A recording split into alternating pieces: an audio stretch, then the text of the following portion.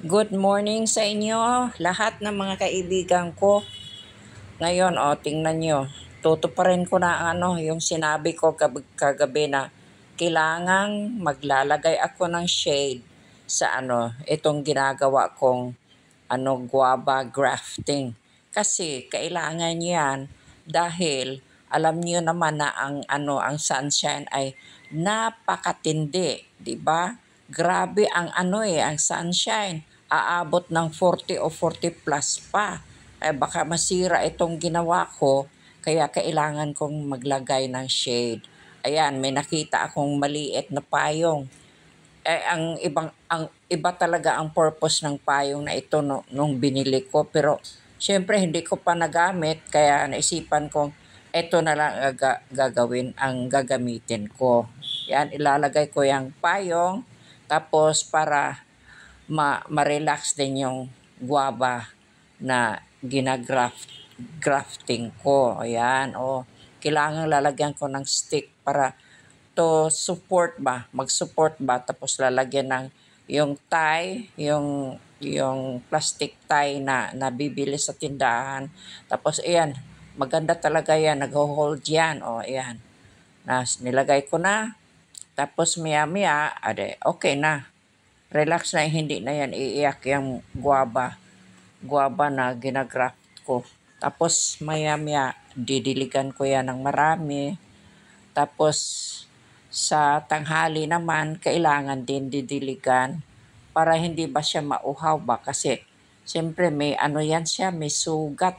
Sinugatan ko yan siya yung hiniwa ko ba diyan sa gilid, tapos nilagyan ko ng yung bang yung bang twigs na hinanda ko para i-graft ko. Ayan. Ayan. Alam nyo na yan naman yan sa noong isang video ko. Ito, continuation lang naman ito. Ang purpose ko nitong video na ito, ipapakita ko sa inyo itong maliit na, itong baby umbrella na nilagay ko. Huwag nyo akong tawanan kasi ako ay matawa rin. Talagang natatawa nga ako Paano? Wala akong ibang makuha. Yan lang ang pinakamadali na gagawin ko. Ayan, nakalagay na dyan, stable na yan. Very talaga yan pagkagawa ko. Okay. Nakita nyo na.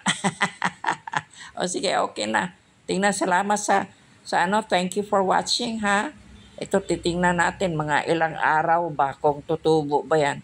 Pag hindi, nako, wala na tayong magagawa, no? Pero didiligan ko muna, May hinanda akong tubig. Didiligan para hindi siya mauhaw, no? Kailangan marami dahil pag dinidiligan mo yan ngayon, maya-maya, mga after 3 hours, nako, tuyo na naman yan dahil siyempre napakatindi ng ng sunshine, di ba?